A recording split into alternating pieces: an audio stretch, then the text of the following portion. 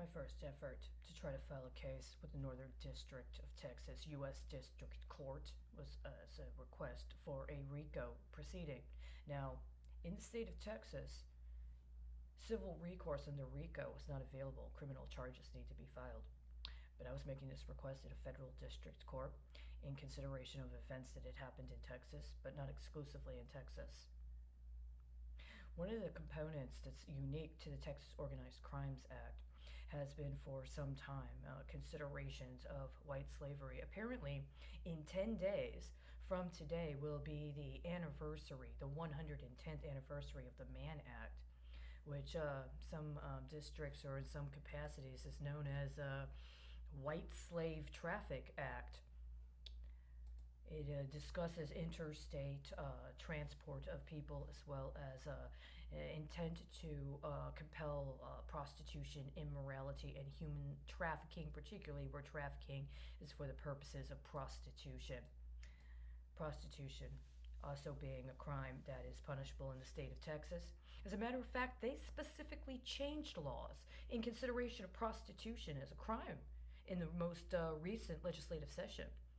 They also have had on the books in Texas a long-standing requirement that members of law enforcement and others in very important roles that intersect with law enforcement receive certification that they have attended and participated in training connected to identifying and responding to acts of trafficking. Trafficking is a criminal offense in the state of Texas.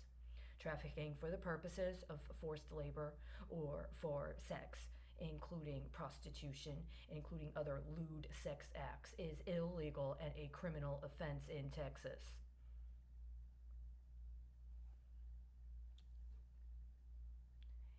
Slavery in the United States, especially in this area of the continent, is not exclusive to the white plantation system.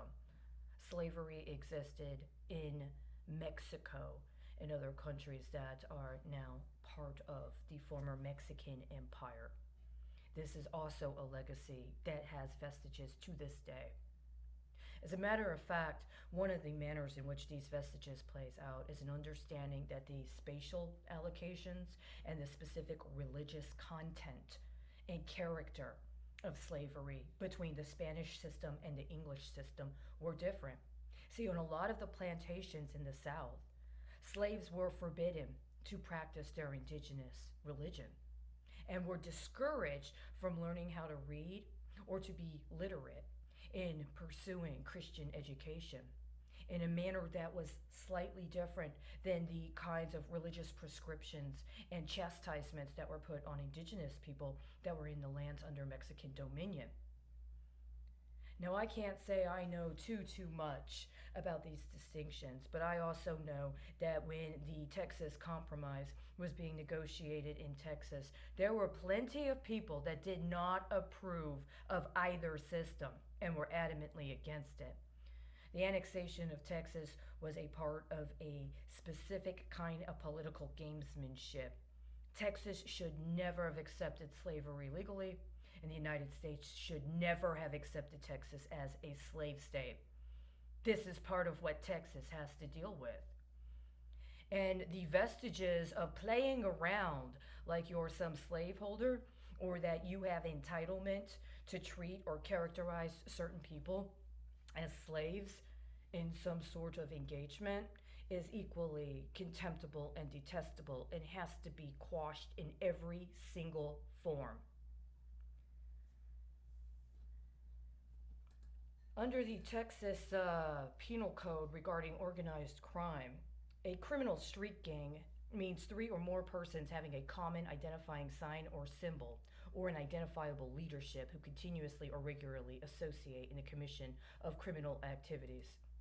How many legal filings have I filed just through the Northern District of Texas U.S. District Court alone, where people whose symbol is not only the seal of the district court, but also common identifiable apparel in the form of a black robe and symbols such as the gavel in their courtroom that are routinely used in the commission of criminal activities.